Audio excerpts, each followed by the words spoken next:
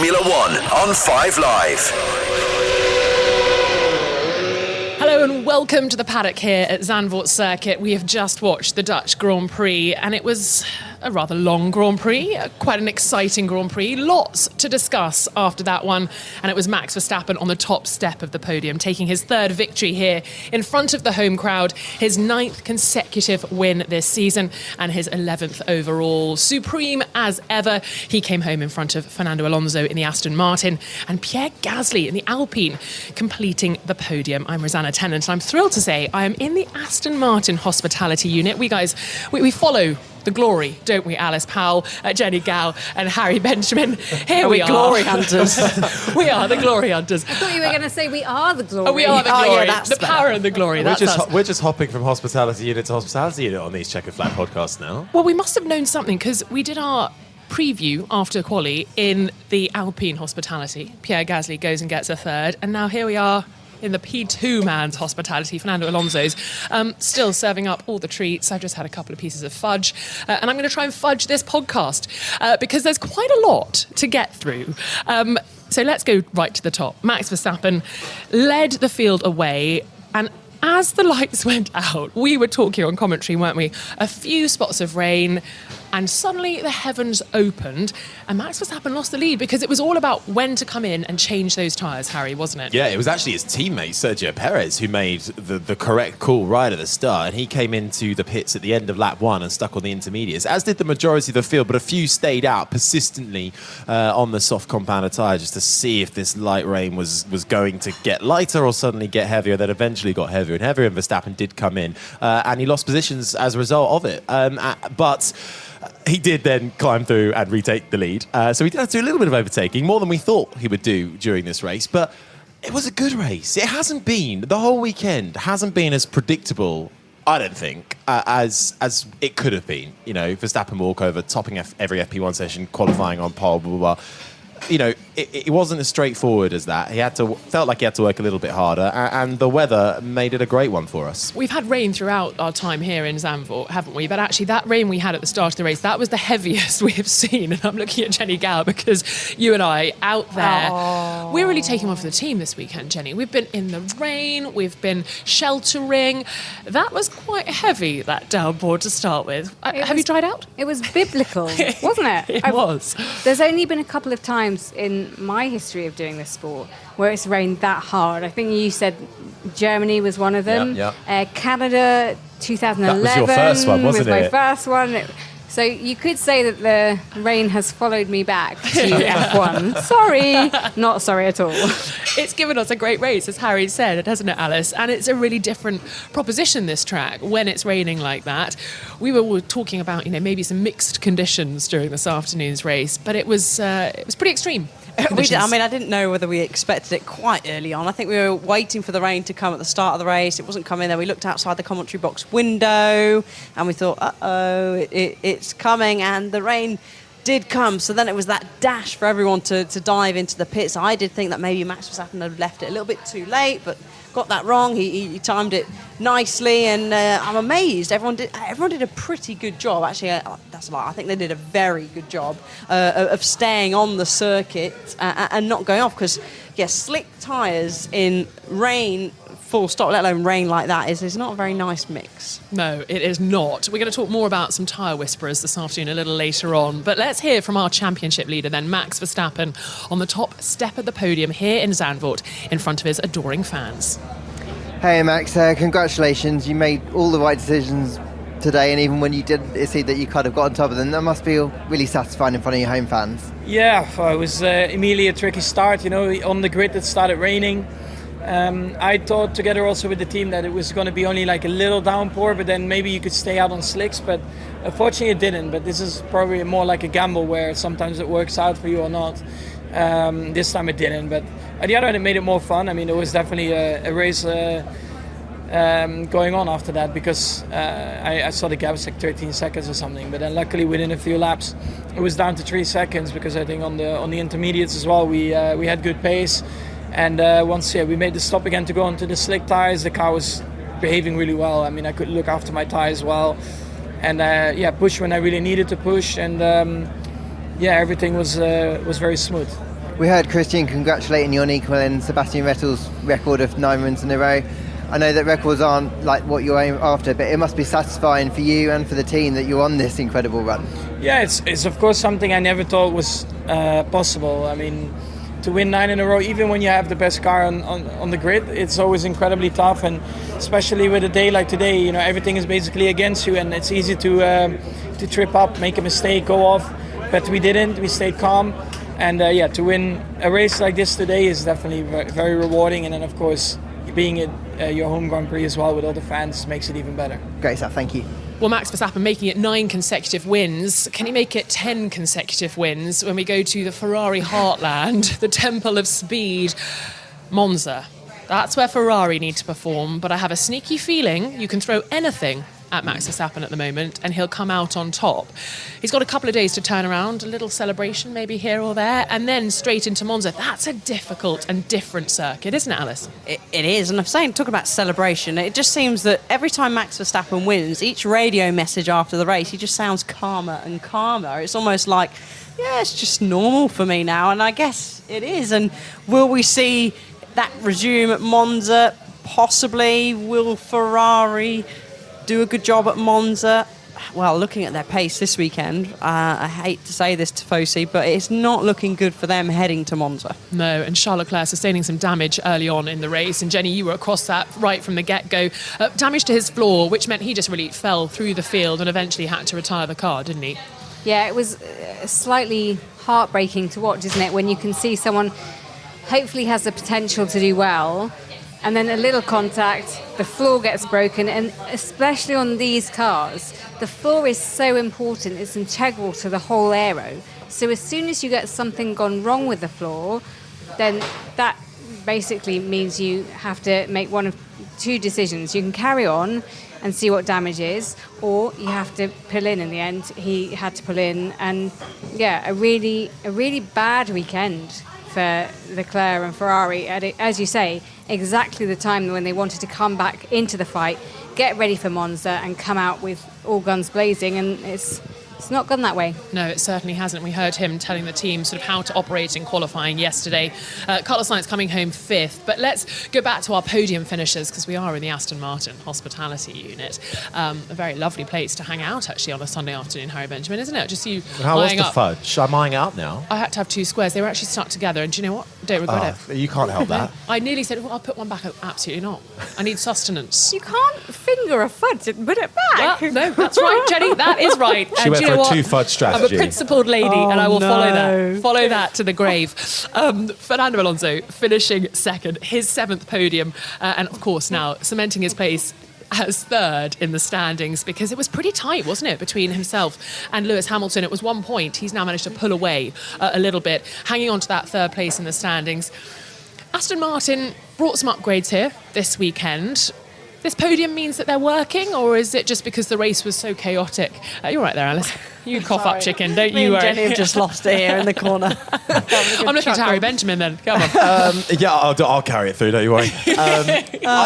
Yes, in one sense, but then I'm finding it now increasingly difficult to know what's an upgrade and what's the Fernando Alonso effect. Because, you look at where Stroll finished and it was outside the points. It was 11th, yeah. But I think it's great Fernando back up there, because before the summer break, Aston Martin were a little bit concerned because of their huge jump at the start of the season. I don't think it's because they had fallen back in terms of ranking order. I just think the rest of the field, the McLarens, the Mercedes, have all started to make incremental gains and catch up to them. So this will be a call for some nice things for Fernando Alonso, back on the podium for the first time since Canada, and I think one of the stats I saw was he's now scored more points than he did 2 years at Alpine. So it was a great result for Fernando, and the fastest lap as well, just to stamp his authority down and not let Max Verstappen take the clean sweep on his home Grand Prix. So Alonso had a good fight as well. He had a good battle with Sainz throughout there, and we thought could maybe catch Sergio Perez at some point, but then Perez managed to get the pace on Alonso at the start of the Grand Prix, but in the end Alonso was there to take 2nd. Yeah, and Fernando was saying he was happy with the upgrades. They felt good after the Friday running that he had. This disparity between Fernando and Lance, I mean, I'm going to try and whisper it, Alice, just Yeah, because whisper, where we whisper, are, whisper. you know, I don't want to be budged out of the hospitality unit before I've Did had you say another square fudged of... out. Yes, she did. There's a lot of fudging going on. I told you I was here to fudge the podcast. Look, I'm going to whisper it quietly. It's getting a bit obvious now, isn't it, as Lance finishes outside the points. Yes. So come on, you say what you think. Say what I think. Well, yeah, no, you've hit the nail on the head. You've got it right. As Harry does wander up to get some fudge.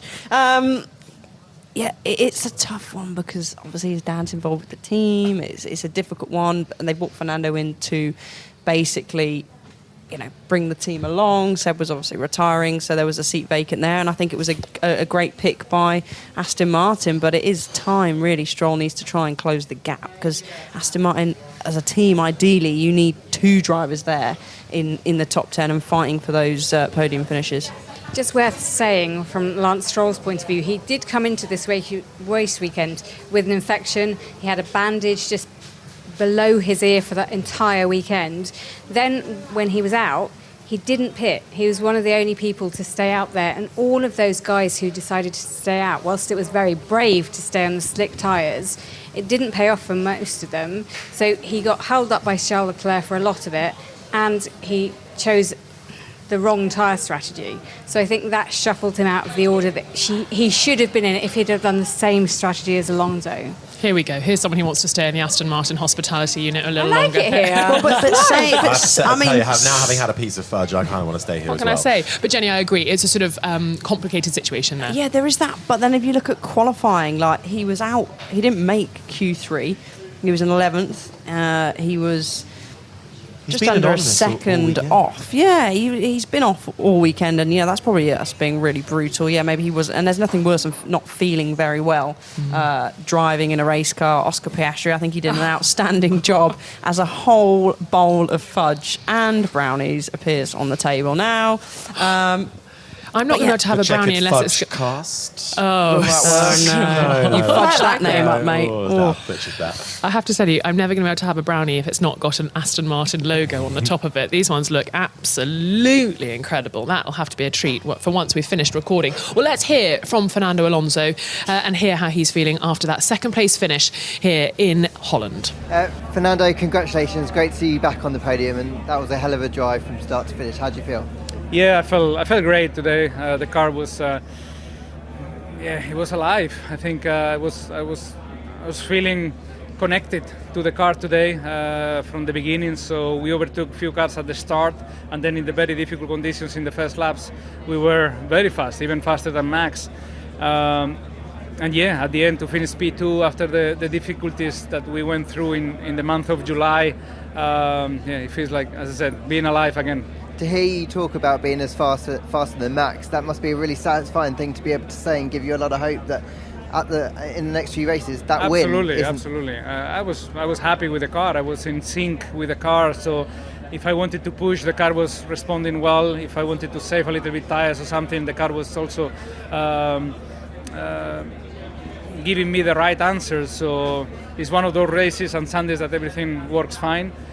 I felt also that there were a lot of things going on. After 4 weeks of nothing in the break in August, we had everything in one race. We had the red flags, the safety cars, the rain, the dry, the overtaking. So a lot of emotions to go through. I need to sleep today and rethink what happened tomorrow morning when I wake up. Can you still win, do you think, this year? Get that win? I hope so. Today we were close. The restart, I wanted to try. So I took the slipstream. I was flat, risking in 10:14 on the opening lap. I tried to change the lines a little bit to Max in the first couple of corners, but I never went side by side. I knew if I was side by side, maybe I could risk a little bit more than him because he's fighting for bigger things than me. So yeah, I was ready to try, but I didn't have the opportunity. Maybe next time. All right, thank you. So Fernando Alonso finishing second ahead of Pierre Gasly, who was promoted to the podium, his first podium since Baku 2021. Of course, he was on the podium for the sprint race in Belgium before the summer break. But in terms of Grand Prix, it's been a while. So he was promoted because Sergio Perez got a 5-second speeding, I was going to say ticket, No, not really a ticket, is it? No, not quite. A little. Kind of is. It kind of Well, is. yeah, I guess so. In the pit lane, he was going a little bit fast, so Sergio dropped down. 0.8 kilometre per hour over the speed limit. Well, He'll was say it? a dodgy gun, won't he? Yeah, was it Carlos Sainz speeding by 0.5 of a kilometre earlier on in the weekend? I mean, they're small margins, aren't they? I think it was Carlos Sainz. So yes, Sergio Perez losing out on the podium position, that final one, and Pierre Gasly taking it.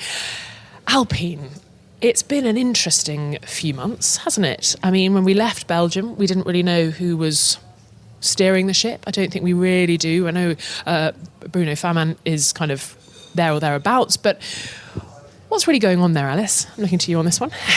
You've got the insider scoop for us. Well, actually, Bruno has been great this weekend. You know, from the people that I've spoken to, people that have been in the garage, he's been really getting involved with the team. He's been in hospitality, talking to everybody. And I think that he's done a great job. And he's going to say, well, yeah, look, you know, we've come back after the summer break and we've got a podium straight away. And I think we have to give it to Gasly because he's done a great job. I mean, not easy conditions. He was swarming all over the back of Carlos Sainz. You could say, okay, he didn't qualify ahead of him, but he certainly was all over the back of him, and it looked like the Alpine was actually quicker. It was quicker than the Ferrari. So, in all fairness to Gasly, I would say that he has done a fantastic job, and that's without me being biased, of course. Yeah, no, I couldn't agree more though, because I mean, Gasly qualified 12th, he out-qualified Ocon, and even though I think read the conditions well to get himself up into that top 5 initially when those pitted for the Inter's early doors. But you know, this is his best. This is his first points finish in a Grand Prix in about 3 Grand Prix, because he got the P3, which we can't call a podium, but is a podium in the sprint in Belgium. So clearly has the pace when he's up there, and Alpine can string everything together.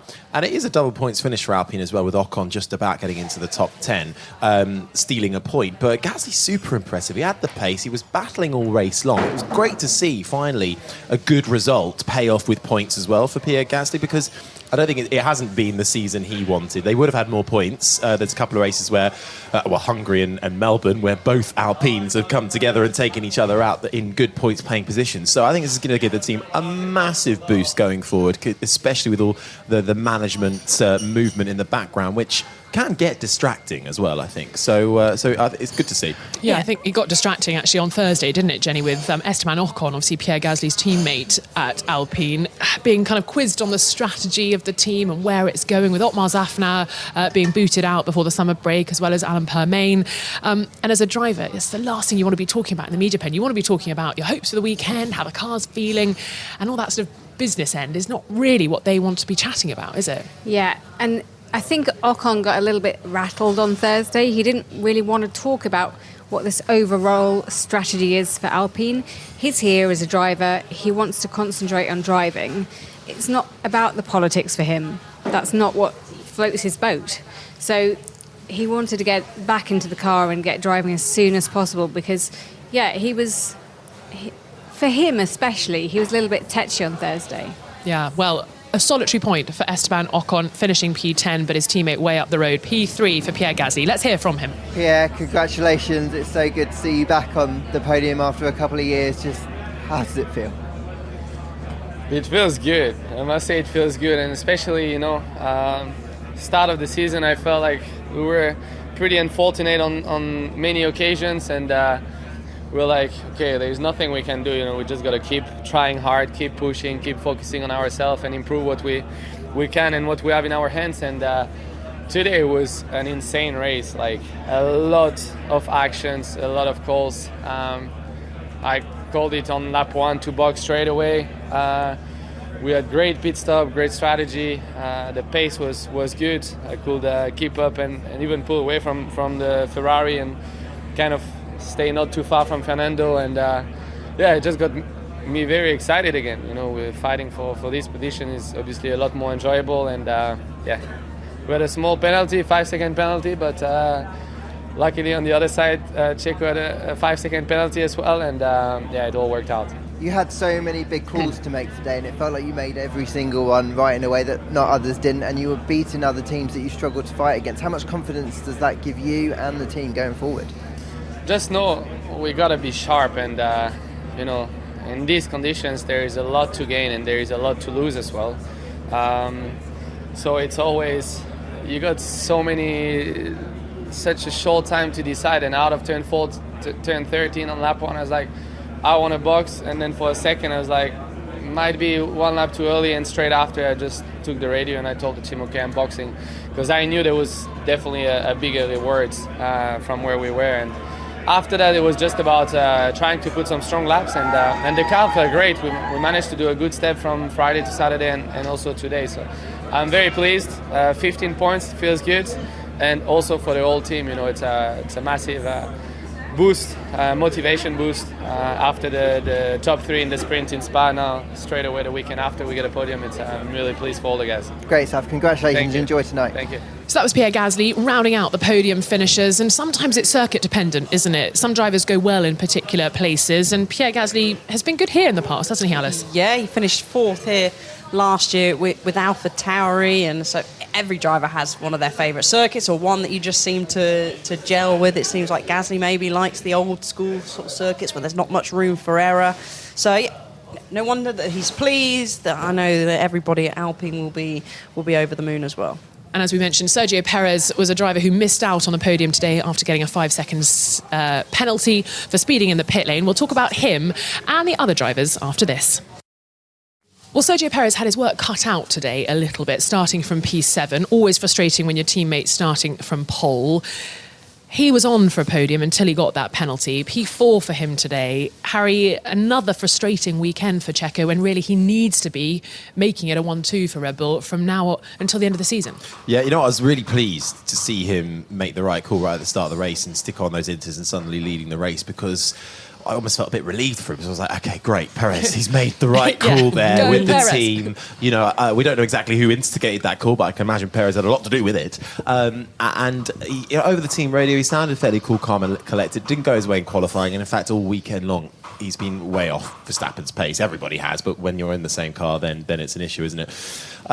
So I just have a little bit of luck, I think, played into it today, and silly mistakes, which shouldn't happen, obviously, with the pit lane speeding, but also he fell foul of the wet conditions as well, and going into turn 1 later on in the race when he was in that podium position and the rain coming down, lost the rear of the car and made contact with the wall just before the red flag came out.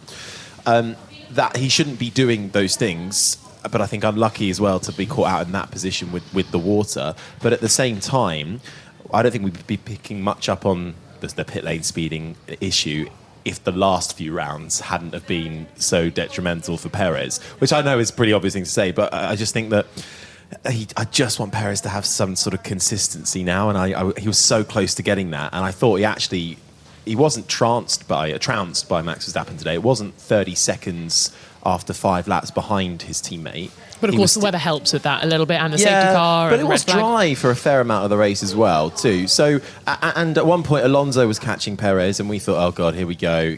Right, he's not even going to finish second on the podium. But then Perez was able to find some more pace and extend that gap over Alonso in the early stages. So, I think there's enough there to go. Perez can do it, but he needs a lot to go right. Yeah, but he should extend the gap over Alonso. No, he's in a car that seems to be much more dominant compared to everyone else in the field, and I think everyone says we can only compare to your teammate, really, and I think that he just seems to be just lacking. I know, I'm always one to try and stick up for drivers, but I was really hoping to see him come back straight off the back of the summer break and be right there, maybe a couple of tenths, around behind maybe Max Verstappen, but he's struggled in he's been behind in the practice sessions. For example, let's say the last dry session we had with FP2, he was, basically 4 tenths of a second behind Verstappen.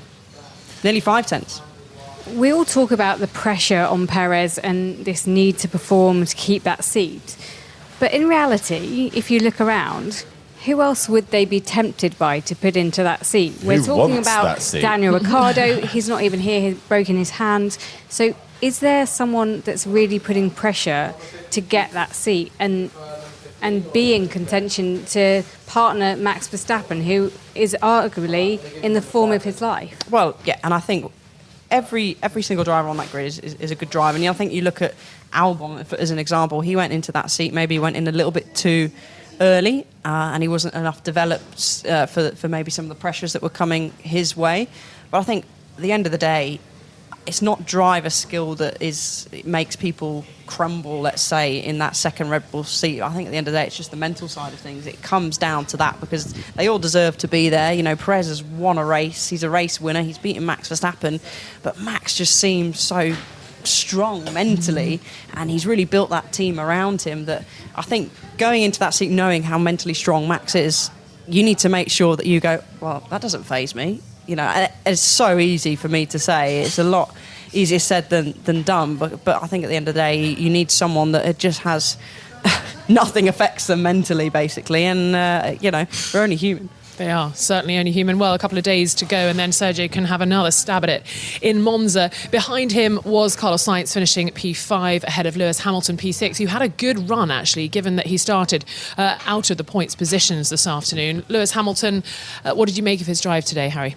Yeah, I think he'll be happy with that. He said to you, didn't he, yesterday, we'll rule us out for the win. That's not happening. But he was last, wasn't he? I think he was last by the end of the first. He was plumb last at one point, yeah. And they Mercedes had a bit of a shocker really on both cars with tyre strategy in those early calls. Hamilton was the only driver to start on the medium compounder tyre at the start of the race. Everybody else was on the soft compounder tyre. He had to do something different. Well, right? exactly. Yeah. And 13th, it's such a bit of a meh position, isn't it? You're in the middle of the road. You may as well. He had some great battles out there, and that killer instinct for Lewis Hamilton, where he stays in it to the very end, I think paid off today, and he showed his class.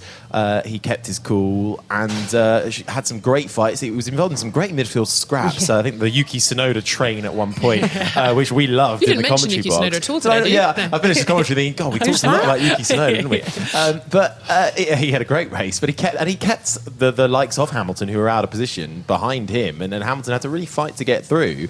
And eventually he did. He managed to get his teammate as well, who nearly lost it into the wall at one stage in the closing stages. Hamilton, great result. I think probably maybe a bit better than what he thought, but again, 6th place for Lewis Hamilton in a Mercedes. He doesn't want to stay there for very long. No, absolutely. Just behind him was Lando Norris, who started on the front row today. Things were looking good for McLaren from the off as we arrived in Zandvoort, weren't they? And P7, I'd put it in the disappointing category. It was ruined, really, from just trying to stay out on the slicks for a little bit too long. I was thinking back to Russia 2021. I know, and that was hard to watch, and this was hard to watch as well, wasn't it? Like just falling down the field. And actually, people say, well, it was a bit stupid, he should have boxed, but we've seen such unpredictable weather. And we know this track can dry quite quickly. That, in all fairness to him, they did. And I think he just was hoping that. Do you know what? He's trying to maybe be a bit too clever and thought, okay, well, it dries quickly. Is this a fault though with Lando Norris then? Because he mentioned Russia, that was the first thing that came to my mind in 2021. He got the call wrong. He overruled the team. But he was advised by his team, wasn't he, that he was going to sort of blow over. And they said if you can stay out. Did I remember a radio message? Is this today or are we talking about Russia? No, today. If you can stay out. He was quite bullish, wasn't he? He's like, yeah, it was fine. And you're thinking, gosh, please don't now put it into the wall straight away. And you sounded so confident as you kind of career off into the distance on your slicks. I mean, talking of a tyre whisperer, Alex Albon behind Lando Norris today on the road, P8 for the Williams driver. Sensational weekend for him. And my goodness, I thought we were going to have a repeat of Australia 2022 when he went pretty much the entire race before pitting. We used to call Checo Perez the tyre whisperer. I think Alex Albon now has that nomenclature as well. The what? The name. The name. Yes, absolutely. I was actually. I thought Albon and both the Williams drivers were the big losers after the first few laps because they didn't. Albon didn't switch onto the Inters. He kept ploughing with it and kept out and out nearly over half race distance. I think in the end. You had to check the pit stops, didn't you? You're like, Alex has pitted. No, he hasn't. No, he actually. hasn't Oh my pitted. gosh, he's still out there. He's still out there. He kept it through. He managed to keep the rubber on his tyres, kept grip, didn't put it in the wall when it was very wet, and worked his way back up into the points one by one and got there. And I'm so impressed by Albon. We were talking about, who wants that Red Bull seat. I think Albon should steer well clear of it because I think he is showcasing the best he has got at Williams. And while he's doing results like that, I think he'll be very, very pleased with himself. I think I looked up at the timing screen at one point. Stroll had been in for 3 pit stops. Albon hadn't even thought about it. He was like, I can go all day. Exactly. Why come in when it's so good? So Alex Albon, P8 for him in the Williams, P9 for Oscar Piastri in the second McLaren, and then Esteban Ocon, we've spoken about the Alpines, completing the top 10 and taking that solitary point. So let's just run down the order then. Lance Stroll just outside the points, P11, ahead of Nico Hulkenberg, P12. Liam Lawson. Beat his teammate. He beat his teammate. Yeah. So on his debut in Formula 1. on his debut, Tsunoda was down in 16th. So, he's not going to care how really he's done it. He can say, I beat my teammate first race. Check that one. Absolutely. What an entrance to Formula 1. FP3 was pretty tricky yesterday. Qualifying was a bit hectic. And then a race of all races here in Holland for Liam Lawson. Next weekend might just be an easy breeze compared to what he's had to deal with. Well, I think after this weekend he could probably do anything. Yeah. Because, being substituted for FP3, he didn't have any dry running before we went to the Grand Prix. And the only dry running before lights went out was probably the formation lap. And even that, probably half of that was spitting. So fantastic from Lawson. I'm so impressed with how he was able to keep his composure, not put it in the wall. His pace was there or thereabouts as well. Yuki, he finished in front of Yuki Tsunoda in the end, but Tsunoda was up there fighting in the top 5 at one point. I know he was a little bit out of position with the way the tyres played out. So I don't think that's too much of a detriment to Tsunoda's performance. But the there. history books will say. The history books will say Liam Lawson they finished will. 13th on debut. And he will get another run out next week in Monza. I don't think there's much debate I reckon he's going to get over one that. at Singapore as well. I wouldn't can't be see surprised Daniel either. Ricciardo being ready. I know Ricciardo's apparently gone to see the doctor for Lance Stroll used when he broke his wrists. Like a magician doctor. The magician doctor before the start of the season. So we'll wait to see on Ricciardo. But look, fantastic from Lawson. And I think Red Bull and AlphaTauri will be very pleased with that. I looked at you, Jenny, when the red flag was, we were under red flag conditions, and Liam Lawson kind of lifted up his visor, and his eyes were quite wide, I have to say. A little bit like, whoa, hello. Welcome to F1. Yeah, I don't know how long it will take him to come down from this. He's going to be knackered. He'll be He will absolutely be shattered, knackered. you're right. And after that sort of a race with that sort of intensity being dropped in right at the end, just basically in time for qualifying, and to come in and get that sort of result, I thought it showed great fortitude. He had a good battle with Leclerc as well at one stage. Really good battle with Leclerc. Can you be my Scrabble teammate, Jenny Gow, please? Because I've got fortitude. That just sounds great. You don't want a Scrabble body who has aphasia. It doesn't really work very well, but I'll Well, I try. want first dibs on it, okay? So there you go. Just on the Lawson thing, watching him and Leclerc battle it out and learning all the time. Like he did the mistake of trying to overtaking, but the double DRS meant that Leclerc could just come back round. easy. So That's experience, next isn't it? time, Yeah. he was going to, I won't overtake when I can. I'll wait and overtake on the second run. But that was when Leclerc retired.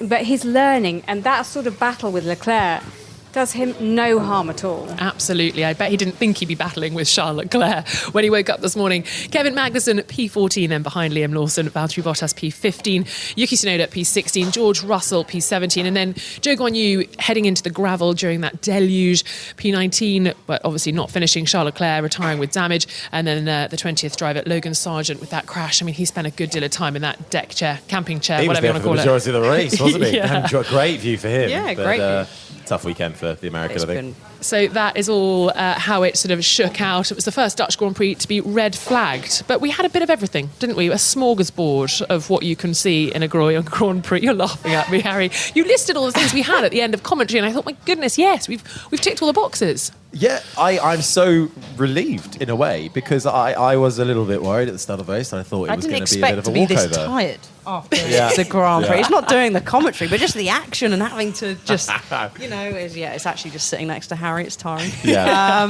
I think it was a great Grand Prix. It's just tiring for everything that was going on. And as I agree with Harry, actually, I didn't expect it to be as exciting as it was. Well, let's go for a quick driver of the day then. Harry? Yeah. Harry? Oh, Yeah. driver of the day. Well, my driver of the day. It's tough not to say somebody like Max Verstappen, and with that win, boring. Red Bull have won 23 of the last 24 races, which is a run that stretches back to the French Grand Prix in 2022. So I just thought I'd reel that one off at the end, just off the top of my tongue. Yeah. But no, I'm actually going to say Gasly. Sorry, Alice. My Oh one. dear. Jenny, anyone standing out for you in particular this afternoon? Lawson. It's got to be Lawson. Yeah. I don't know how anyone could You nicked say my second anything one. else. Come on He then, was dig deep, Alice. phenomenal today. Alice, You come on. who am I going to choose now? I mean, yeah, those two. What hospitality are we in? Alonso. You going for that then? People at Alpine You're a might be glory looking supporter. at me. I hope they didn't listen to the podcast and go, Alonso? How dare you? Yeah, no. Alonso back on the podium, and he said on the radio, didn't he? He said the first win is coming soon. Oh, hello, What about you, hello. Rosanna?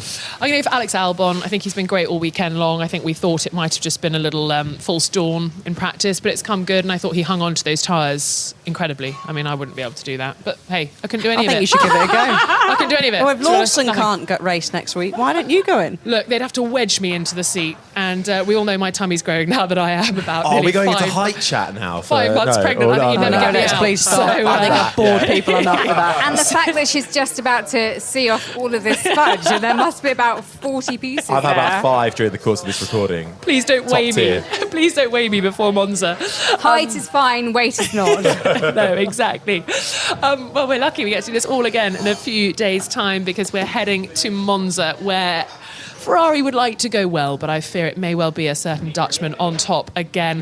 What a pleasure to chat to you guys here in the Aston Martin hospitality. Harry Benjamin, Jenny Gow, Alice Powell. And sorry, guys, a special mention to Jenny Gow because it's been great having you on the ground with us. Yeah, it's been amazing. It's been lovely to be back. I don't know when I'll be back the next time, but it'll take me so many days and weeks to get over this. The excitement of it all. Yeah, exactly. And the sheer amount of fudge and chocolate cake we're going to eat. And but sugar. We all thank need to be you. carried out, but due Yeah. to all the amount of fudge and chocolate cake. Well, it has been a pleasure sharing the pit lane with you, Jenny. Can't wait to do it again soon.